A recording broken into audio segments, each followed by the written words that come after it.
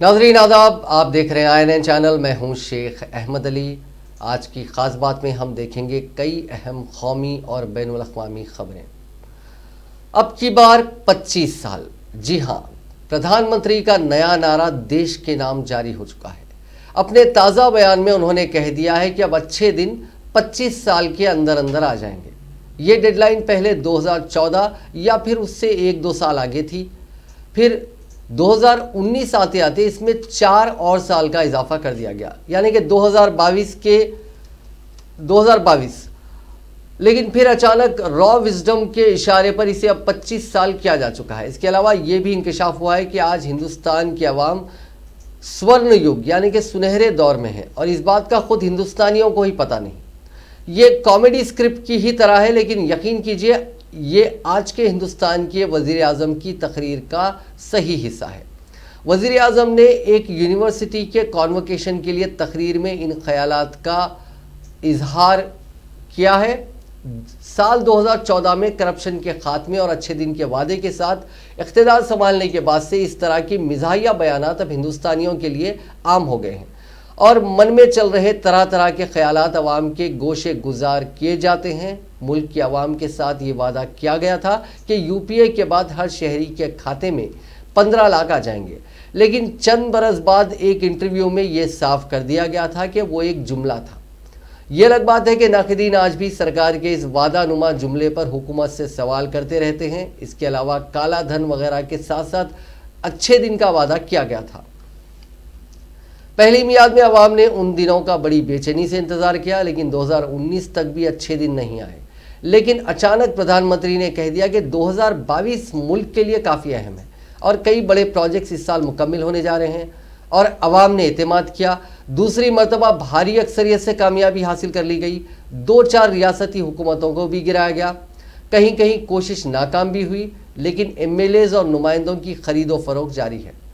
फिर बिहार में मुकाबला हुआ। हुक्मरान जमात का काफ़ी पसीना छूटा और काफ़ी थका देने वाली मुहिम के बाद बिहार काफ़ी कम मार्जिन से हासिल कर लिया गया, लेकिन इख्तिदार मिल गया। जिन अच्छे दिनों का वादा किया गया था वो नहीं आ सके। ताज़ा तौर पर कोरोना की वैक्सीन मुफ्त में फराहम करने का भी ऐलान कर दिया गया। साल 2014 के बाद से ही मुल्क भर में बस एक ही फार्मूले पर अमल होता हुआ नजर आता है, वो है तशद्दुद। मुल्क की अक़लियतों पर तशद्दुद, दलितों पर तशद्दुद और ख़वातीन के साथ तशद्दुद। खुद हुक्मरान जमात से जुड़े MLAs, MPs और वज़ीर भी इन मामलात में पकड़े जाते रहे। ये सिलसिला जारी है, लेकिन अच्छे दिन का वादा पूरा नहीं हो सका। अनकरीब मगरबी बंगाल में भी इंतखाबात हैं। नारंगी पार्टी के कायदीन मगरबी बंगाल में दंदना रहे हैं, और साथ ही प्रोपेगेंडा मिशनरी भी चौकस है। तरह तरह के वादे जारी हैं। मुल्की सतह पर अब एक नया शगुफा छोड़ा जा रहा है, वो है लव जिहाद का। वैसे भी ये खोखला नारा अदालतों के जरिए रद्द कर दिया गया है। इसके अलावा जांच कमेटियों की रिपोर्ट में भी ये वाज़ेह हो गया है कि लव जिहाद नाम की कोई बात सच नहीं है, लेकिन मरकज़ी वज़रा और वज़राए आला सभी इस नई स्कीम के लिए काफ़ी संजीदा हैं। चंद रियासतों में इस पर अब कानून साजी की भी बात की जा रही है, बल्कि मरकज़ी कानून लाने का भी शोशा छोड़ा जा रहा है। इस तरह 2014 के बाद से मोदी हुकूमत के कई और नारों में ये एक और इजाफा है। मोदी हुकूमत में इब्तिदा से ही इस तरह के बेसरोपा इस्तिलाहात को रिवाज दिया गया। पहले घर वापसी का शोशा छोड़ा गया, मजहबी अक़लियतों को निशाना बनाया गया, फिर गौरक्षा का जुनून परवान चढ़ाया गया, गौकशी के नाम पर लोगों पर हमला किया गया, किसी को मार मार कर हलाक किया गया और किसी को जिंदा जला दिया गया। एक से एक खौफनाक वाक़यात हुए जो मॉब लिंचिंग की शक्ल में सामने आए। फिर इस तरह के वाक़यात वबा की तरह मुल्क भर में फैलाए गए, लेकिन जिन अच्छे दिनों का वादा किया गया था वो कहीं दूर दूर तक भी नज़र नहीं आए। जब हुकूमत की कारकर्दगी पर सवाल उठाया गया तो उन्हें देशद्रोही करार दिए जाने लगा। जो कोई भी हुकूमत की कारकर्दगी पर सवाल उठाते वो देश के दुश्मन या एंटी नेशनल कहलाए जाने लगे। किसी भी शोबे में किसी भी शख्सियत को नहीं बख्शा गया। देश के कोने कोने में और हर शोबे में एंटी नेशनल पैदा होते रहे। जब देशभक्ति का बुखार उतरा तो हुकूमत के 5 साल मुकम्मिल हो चुके थे, दोबारा इलेक्शन हुआ और NDA इख्तिदार में आ गई, लेकिन ना अच्छे दिन आए और ना ही इसकी कोई उम्मीद नज़र आती है। और अब तो इसके लिए मजीद 25 साल इंतज़ार करना पड़ सकता है, क्योंकि प्रधानमंत्री के मुताबिक मौजूदा दौर ही सुनहरा दौर है और इस बात से अवाम खुद बेखबर है।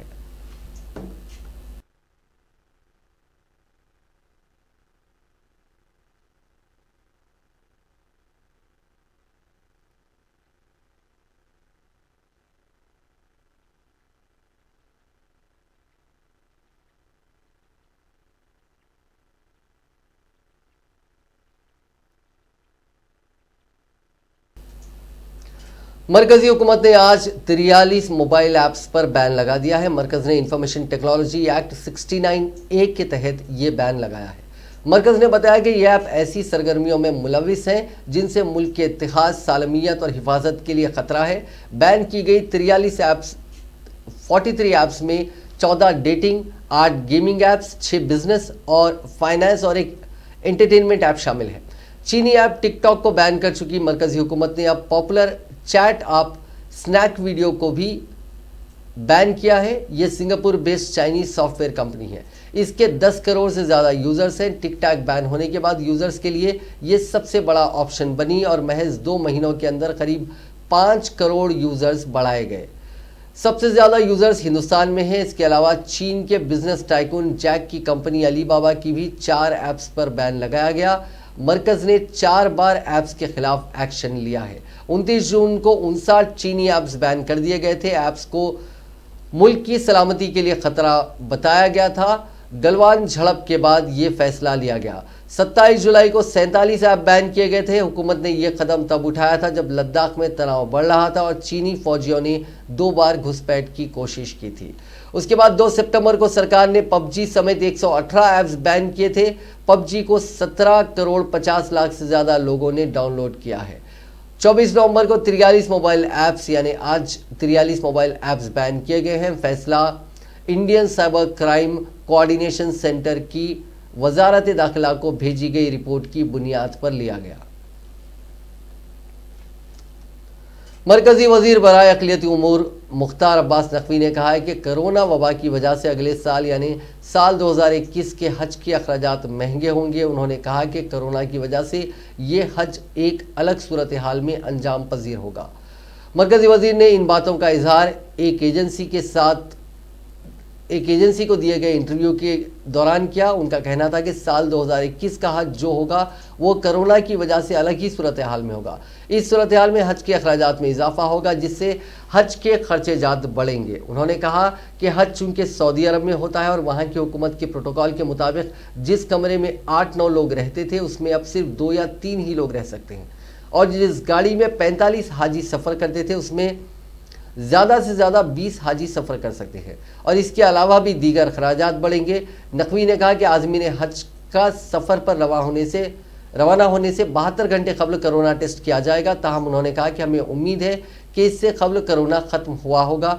मौसूफ वज़ीर ने कहा कि हमारा सऊदी अरब की वजारत हज उम्रा के साथ माह दिसंबर में 2 तरफ़ा माहिदा तय होने वाला है जिसमें देखा जाएगा कि हमें कितना कोटा मिल सकता है। उन्होंने कहा कि कोरोना के पेश नज़र हाजियों की उम्र की हद को भी 18 से 65 बरस तक महदूद कर दिया गया है। नकवी ने कहा कि महरम के बगैर हज करने वाली खवातीन इस साल भी दरख्वास्त जमा कर सकती हैं। उन्होंने कहा कि हुकूमत ने कोरोना के पेश नज़र सऊदी अरब जाने के लिए परवाज़ों के एम्बार्केशन पॉइंट्स को 21 से घटाकर 10 कर दिया है। ताहम उन 10 पॉइंट्स में श्रीनगर शामिल है। काबिल ज़िक्र है कि हज साल 2021 के लिए हिंदुस्तान से हाजियों का पहला काफ़िला 26 जून को जबकि आखिरी काफ़िला 13 जुलाई को सऊदी अरब रवाना होने की तवक्को है। हाजियों की वापसी का सिलसिला 14 अगस्त से शुरू होने की उम्मीद है। कोरोना वबा की वजह से साल 2020 का हज मुतासिर ही रहा। उत्तर प्रदेश काबीना ने मंगल के रोज शादी के लिए गैर कानूनी तब्दीली मजहब रोकथाम कानून को मंजूरी दे दी। रियासती हुकूमत के तर्जुमान ने बताया कि वज़ीर आला योगी आदित्यनाथ की ज़ेर सदारत हुई रियासती काबीना के इजलास में शादी के लिए धोखा दही कर मजहब तब्दील किए जाने के वाक़यात पाबंदी के कानून की तजवीज़ को मंजूरी दे दी गई है। वज़ीर आला ने हाल ही में मुबैना लव जिहाद के ख़िलाफ़ कानून बनाने का ऐलान किया था। उत्तर प्रदेश के महकमा दाखिला ने हाल ही में महकमा कानून को लव जिहाद के ख़िलाफ़ सख्त कानून लाने की एक तजवीज़ भेजी थी। वज़ीर कानून ब्रिजेश पाठक ने सख्त कानून साजी की जरूरत पर जोर देते हुए कहा था कि रियासत में ऐसे मामलात में इजाफा हुआ है जो माशराती शर्मिंदगी और दुश्मनी का बास बने हैं। इन मामलात की वजह से माहौल खराब होता जा रहा है, लिहाजा एक सख्त कानून वक्त की ज़रूरत है। इस कानून के बनने के बाद लव जिहाद यानी धोखाधड़ी करके या अपनी शिनाख्त छुपाकर लड़कियों से शादी करने या उनका मजहब तब्दील कराने वालों को 5 से 10 साल की सज़ा हो सकती है। इसके साथ ही इस कानून के तहत शादी के नाम पर मजहब भी तब्दील नहीं कराया जा सकेगा। यही नहीं, शादी कराने वाले मौलाना या पंडित को इस मजहब का पूरा इल्म होना चाहिए। कानून के मुताबिक तब्दीली मजहब के नाम पर अब किसी भी खातून या लड़की को हरासा नहीं किया जा सकेगा और ऐसा करने वाले सीधा सलाखों के पीछे होंगे। गुज़िश्ता माह जौनपुर और देवरिया में होने वाले ज़मीनी इंतखाबात के जलसों से खिताब करते हुए योगी आदित्यनाथ ने कहा था कि उनकी हुकूमत लव जिहाद से निपटने के लिए एक कानून लाएगी। इलाहाबाद हाईकोर्ट ने हाल ही में फैसला दिया था कि सिर्फ शादी के लिए तब्दीली मजहब को कबूल नहीं किया जा सकता। चीफ मिनिस्टर योगी ने अदालत के फैसले का खैर मकदम करते हुए कहा कि जो लोग नाम छुपाकर बहु बेटियों की इज्जत के साथ खेलते हैं, अगर वो सुधरे नहीं तो उनका राम नाम सत्य की आखिरी यात्रा निकलने वाली है। उन्होंने कहा था कि लव जिहाद में शामिल लोगों के पोस्टर चौराहों पर लगाए जाएंगे। इलाहाबाद हाई कोर्ट ने लव जिहाद के उन्वान पर प्रोपेगेंडा करने वालों के मुंह पर जोरदार तमाचा रसीद किया है। इस वक्त मुल्क भर में लव जिहाद एक जली उन्वान बना हुआ है। बीजेपी हुक्मराने वाली रियासतें लव जिहाद पर कानून साजी की तैयारी कर रही हैं। इलाहाबाद हाईकोर्ट ने कुशीनगर के रहने वाले सलामत अंसारी और प्रियंका खरवार के मामले की एक समाअत करते हुए कहा कि कानून एक बालिग औरत या मर्द को अपने शरीक हयात के इंतखाब का इख्तियार देता है। अदालत ने कहा कि उनकी पुरसुकून ज़िंदगी में कोई शख्स या कुंबा दखल देने का हक नहीं रखता। अदालत ने यहाँ तक कहा कि हुकूमत भी बालिग लोगों के ताल्लुक से एतराज़ नहीं कर सकती। अदालत ने यह फैसला कुशीनगर थाने के सलामत अंसारी और 3 दीगरान की अर्जी पर समाअत के बाद ये फैसला सुनाया। वाज़ेह रहे कि सलामत और प्रियंका ने अपने कुंबों की मर्जी के खिलाफ निकाह किया। निकाह के बाद प्रियंका ने अपना नाम आलिया रखा, जबकि आलिया के अहले खाना ने एफआईआर दर्ज कराते हुए लिखा कि उनकी बेटी को बहला फुसला कर ले जाया गया। एफआईआर में मुलजिम के खिलाफ पॉक्सो एक्ट यानी नाबालिग के साथ बदफेल से मुतालिक कानून है, ये लगाया गया। जस्टिस पंकज नकवी और जस्टिस विवेक अग्रवाल की डिवीजन बेंच ने समाअत के दौरान कहा कि प्रियंका खरवार उर्फ आलिया की उम्र के हवाले से कोई तनाज़ा नहीं है और उसकी उम्र 21 साल है। अदालत ने कहा कि चूंकि आलिया बालिग है, लिहाजा इसके मामले में पॉक्सो कानून का इतलाक नहीं होता। अदालत ने आलिया को उसके शोहर के साथ रहने का इख्तियार दिया है। अदालत ने कहा कि सलामत अंसारी और प्रियंका को अदालत मुसलमान और हिंदू के तौर पर नहीं देखती और प्रियंका की मर्जी पर मुनहसिर है कि वो किससे मिलना चाहती है। उसके साथ ही अदालत ने अर्जी गुजारों के खिलाफ दर्ज की गई एफआईआर को मनसूख कर दिया। ताहम अदालत ने उम्मीद जाहिर की कि बेटी अपने कुंबे के तय मुनासिब अखलाकियात और एहतराम का मुजाहरा करेगी।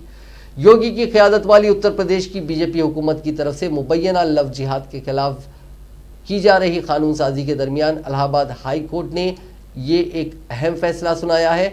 अदालत आलिया ने किसी भी शख्स को अपने मनपसंद शरीक हयात को इंतखाब करने का इख्तियार दिया है। अदालत ने कहा कि कानून 2 बालिग अफराद को एक साथ रहने की इजाज़त देता है, चाहे वो मुखालिफ सनफ के ही क्यों ना हो। एक मामूली सी बात पर मजहबी असीबत का खौफनाक चेहरा सामने आ गया। इत्तला के मुताबिक यूपी के बरेली में एक मुस्लिम ई रिक्शा ड्राइवर को गुंडों ने इतना पीटा कि ई रिक्शा ड्राइवर जख्मों की ताब ना लाकर अपनी जान से हाथ धो बैठा। इत्तला मिलने पर अहले खाना मौके पर पहुंचकर बरेली लखनऊ कौमी शाहरा पर मुलजिमान के खिलाफ कार्रवाई का मुतालबा करते हुए सख्त एहतजाज किया। एहतजाज के बाद मौके पर पुलिस पहुंची। पुलिस ने मुलजिमान के खिलाफ सख्त कार्रवाई की यकीन दहानी कराते हुए भीड़ को मुंतशिर किया। अलबत्ता रिपोर्ट के मुताबिक पुलिस ने हिरासत में लिए गए तीनों मुलजिमीन से पूछगछ शुरू कर दी है, लेकिन उन गुंडों के नाम और दीगर तफसीलात की वजाहत नहीं की गई। तफसीलात के मुताबिक थाना बथरी जैनपुर इलाके का रिहायशी फजरुद्दीन ई रिक्शा चलाकर अपने अहले खाना की कफालत करता था। वह हस्बे मामूल ई रिक्शा लेकर नारीवाल जा रहा था। इसी दौरान सड़क पर खड़े मुलजिमों के पैर से ई रिक्शा का कुछ हिस्सा टच हो गया, जिसके बाद सड़क पर खड़े तीनों गुंडे इस गरीब ड्राइवर से लड़ाई करने लगे। तनाज़ा इतना बढ़ गया कि गुंडों ने फजरुद्दीन की बेरहमाना पिटाई कर डाली। मारपीट के बाद तीनों गुंडे मौके से फरार हो गए। इसी दौरान कुछ अफराद ने जख्मी ड्राइवर को लेकर इलाज के लिए अस्पताल पहुंचे, लेकिन वो जख्मों की ताब ना लाकर रास्ते में ही दम तोड़ गया। वाक़े की जानकारी के बाद अहले खाना ने मौके पर बरेली लखनऊ कौमी शाहराह पर मुलजिमीन की गिरफ्तारी की मांग की।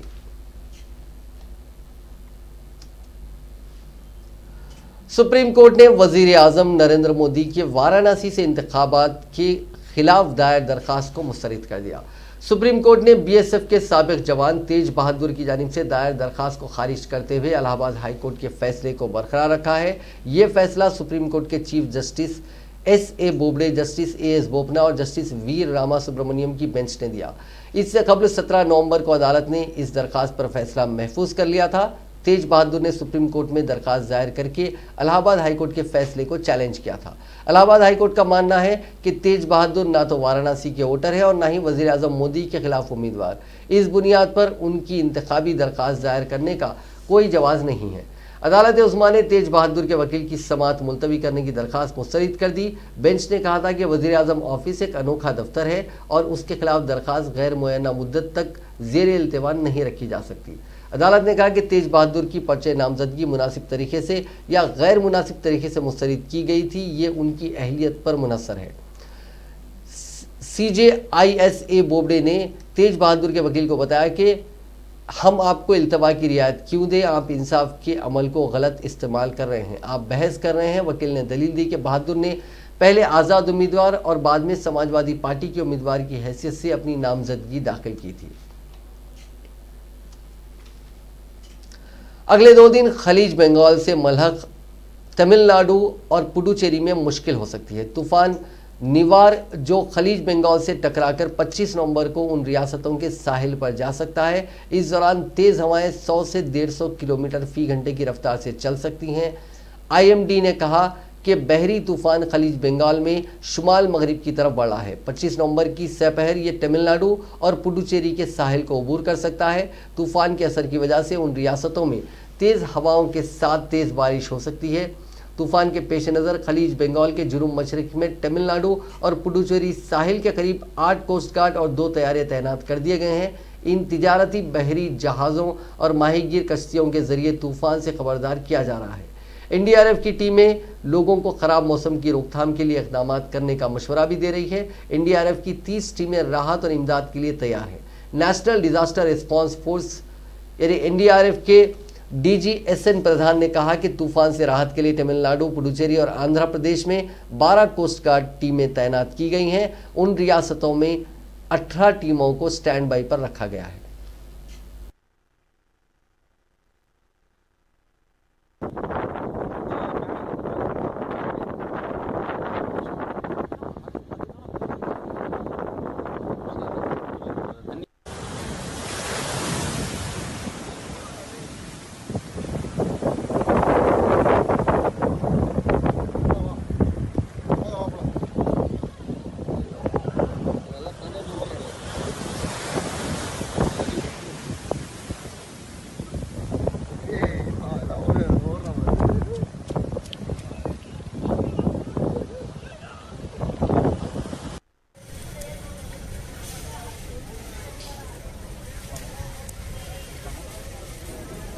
நீங்கள் பார்க்குறது வந்து நம்ம சென்னை, அதாவது சைதாப்பேட்டை இருக்கும். இன்றைக்கி ஒரு நாள் மழைக்கு இவ்வளோ தண்ணி நிற்குது, அதுவும் போலீஸ் ஸ்டேஷன் பக்கத்துலேயே நிற்குது. பார்த்துக்கோங்க, நம்ம ரோடோட நிலைமை தான். இதுக்கு நம்ம என்ன பண்ண போகிறோம்னு தெரியல. இது ஒரு நாள், ஒரு 10-15 நாள் ஆச்சுன்னா என்ன ஆகும்னு தெரியல. 2015 பார்த்த மறுபடியும் அந்த சம்பவம் மறுபடியும் நடக்குமோ அப்படின்னு நினைக்கிறேன். ஒரு நாள் மழைக்கே வெள்ளம் வந்த மாதிரி இருக்குது. ஒரு 2 நாள் தொடர்ந்து கண்டினியூஸாக அடிச்சிருச்சுன்னா இதுக்கு என்ன நடக்க போதே தெரியல. அரசாங்கம் நல்ல முடிவு எடுத்தால் நல்லாயிருக்கும், முன்னெச்சரிக்கையாக.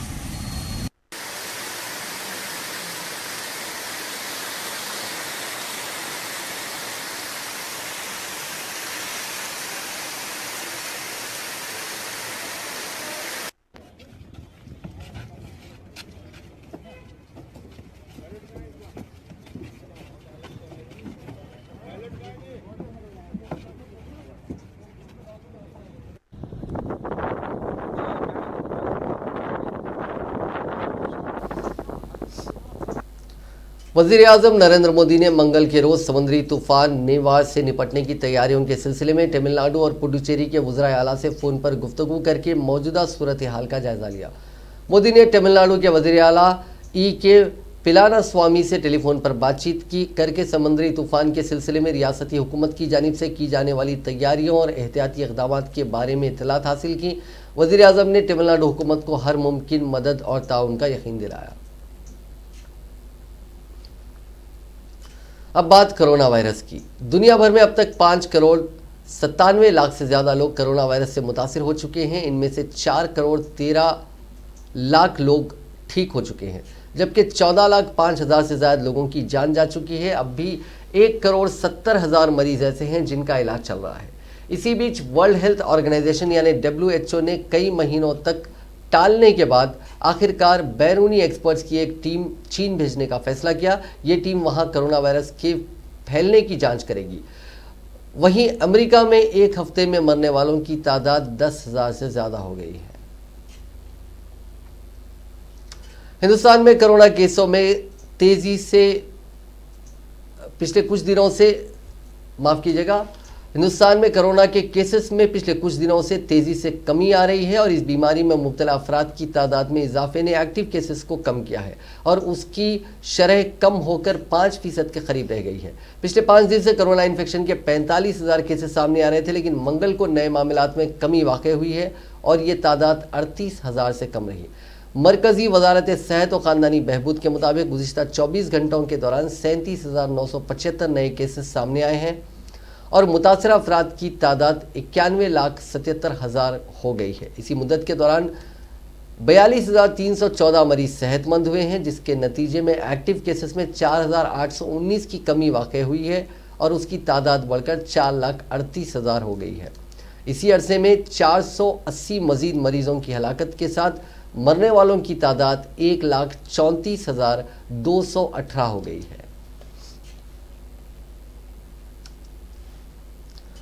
तेलंगाना में कोरोना वायरस के 921 नए केसेस और मजीद 4 अमवात सामने आए हैं, जिसके बाद इस वायरस से मरने वालों की तादाद बढ़कर 1,437 हो गई, जबकि मुस्बित केसेस की तादाद 2,65,049 दर्ज की गई है।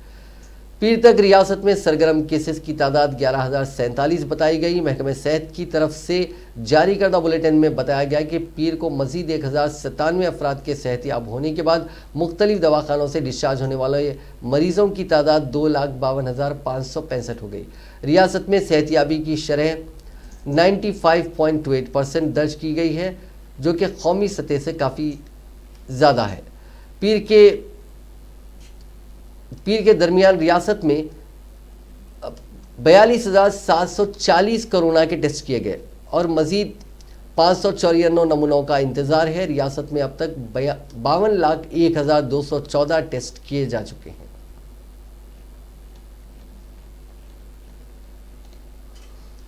वज़ीर आज़म नरेंद्र मोदी ने आज कहा है कि हुकूमत कोविड वैक्सीन तैयार करने के अमल पर कड़ी निगरानी कर रही है और तमाम शहरियों को उसे आसानी से मैसर कराना उनकी तरजीह है। उन्होंने कहा कि जिस तरह कोविड के खिलाफ मुहिम में हर शख्स की ज़िंदगी को बचाना हुकूमत की तरजीह रही है, अब भी इसका जोर वैक्सीन फराहम करके हर शख्स की जान बचाने पर होगा।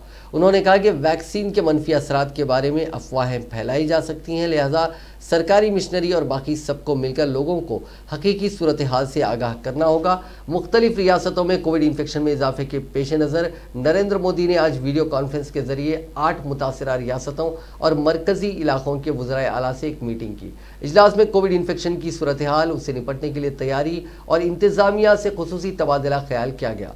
नेज़ लोगों को वैक्सीन की फराहमी, तकसीम और फराहमी जैसे उमूर पर भी तफसीली तबादला ख्याल किया गया।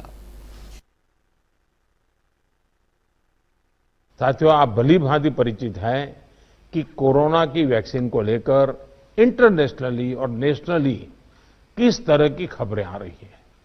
आज दुनिया में भी और देश में भी, जैसा अभी आपको प्रेजेंटेशन में पूरा डिटेल बताया गया, करीब करीब आखिरी दौर पर वैक्सीन के रिसर्च में काम पहुंचा है। भारत सरकार हर डेवलपमेंट पर बारीकी से नजर रखे हुए हैं, हम सबके संपर्क में भी हैं और अभी ये तय नहीं है कि वैक्सीन की 1 डोज होगी, 2 डोज होगी या 3 डोज होगी। ये भी तय नहीं है कि इसकी कीमत कितनी होगी, उसकी कीमत कितनी होगी, ये कैसे होगी।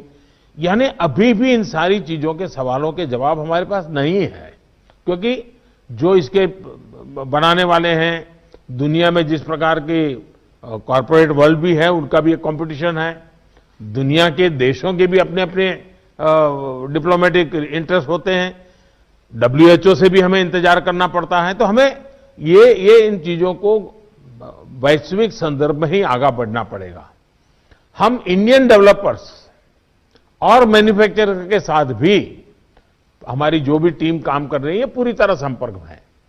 इसके अलावा ग्लोबल रेगुलेटर्स, अन्य देशों की गवर्नमेंट्स, मल्टीलेटरल इंस्टीट्यूशंस और साथ ही इंटरनेशनल कंपनीज, सभी के साथ जितना संपर्क बढ़ सके, जितनी यानी रियल टाइम कम्युनिकेशन हो, इसके लिए पूरा प्रयास, एक व्यवस्था बनी हुई है।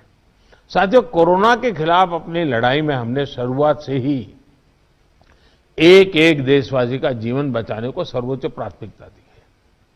अब वैक्सीन आने के बाद भी हमारी प्राथमिकता यही होगी कि सभी तक कोरोना की वैक्सीन पहुंचे, उसमें तो कोई विवाद हो ही नहीं सकता है।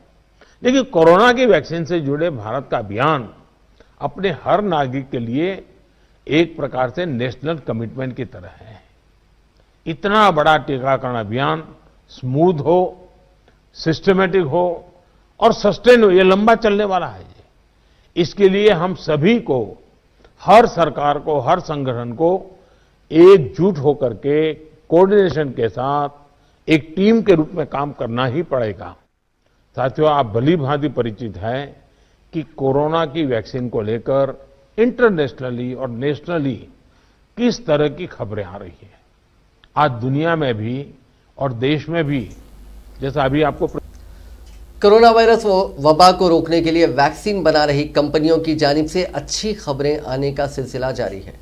ऑक्सफोर्ड एस्ट्राजेनेका का कोरोना वायरस वैक्सीन कोविशील्ड बड़े पैमाने पर हुए ह्यूमन ट्रायल्स में 70% इफेक्टिव रहा। कंपनी का दावा है कि वैक्सीन 90% तक इफेक्टिव रह सकता है। इस बीच हिंदुस्तान में इस वैक्सीन को बना रहे सीरम इंस्टीट्यूट ऑफ इंडिया ने दोहराया कि उसका फोकस सबसे पहले हिंदुस्तान में वैक्सीन को डिस्ट्रीब्यूट करने पर है। SII ये वैक्सीन 222 रुपये में हुकूमत को देगी और अगर कोई शख्स इसे इंडिविजुअल लेवल पर लगाना चाहता है तो उसे 1000 रुपये चुकाने होंगे। वहीं रशिया ने यकीन दिलाया है कि अमेरिका में डेवलप हो रहे फाइजर और मॉडर्ना के वैक्सीन के मुकाबले में उसका वैक्सीन स्पुतनिक वी सस्ता रहने वाला है। ऑक्सफोर्ड एस्ट्राजेनेका के वैक्सीन की एफिकेसी और सेफ्टी का पूरी दुनिया में अच्छा असर पड़ेगा। वैक्सीन को सप्लाई करना आसान है, इसे 2 से 8 डिग्री तक के टेम्परेचर में स्टोर किया जा सकता है। इस वजह से मौजूदा रेफ्रिजरेशन अरेंजमेंट में इसे हिंदुस्तान में डिलीवर करना आसान है। वैसे इससे पहले 3 वैक्सीन फाइजर, मॉडर्ना और रशिया के स्पुतनिक वी ने 90% इफेक्टिव रहने का दावा किया है। लेकिन मसला यह है कि फाइजर के वैक्सीन को -70 डिग्री सेल्सियस पर स्टोरेज करने की ज़रूरत पड़ती है, यानी इसके लिए मौजूदा कोल्ड चेन और रेफ्रिजरेशन की जो सहूलत है उसको अपग्रेड करना पड़ेगा। SII के CEO आधार पूनावाला का कहना है कि अगर कोई अपने ज़ाती तौर पर वैक्सीन को ख़रीदना चाहता है तो उसे एक खुराक 1000 रुपये में मिलेगी। हुकूमत को ये सिर्फ 222 रुपये में मिलेगी। जनवरी 2021 तक 10 करोड़ वैक्सीन का स्टॉक तैयार कर लिया जाएगा और मार्च तक 40 करोड़ टीके डिलीवरी के लिए तैयार होंगे। इसी तरह 2021 के खत्म तक 300 करोड़ डोज तैयार करने का निशाना है। पूनावाला का कहना है कि कंपनी का फोकस वैक्सीन को सबसे पहले हिंदुस्तान में डिलीवर करने पर है, उसके बाद डील्स के आधार पर दीगर मुल्कों को सप्लाई दी जाएगी। वहीं रशिया ने दावा किया है कि उसका vaccine Sputnik V western countries की जो कंपनीज हैं यानी फाइजर और मॉडर्ना उनके मुकाबले में काफ़ी सस्ता होगा। हालांकि उसने अभी तक ना तो इसकी कीमत बताई है और ना ही दीगर डिटेल्स पब्लिक किए हैं। नाज़रीन, आज की खास बात में बस इतना ही। आपसे कल मुलाकात होगी नई खबरों के साथ, नए एनालिसिस के साथ। फिलहाल दीजिए इजाज़त। खुदा हाफिज़।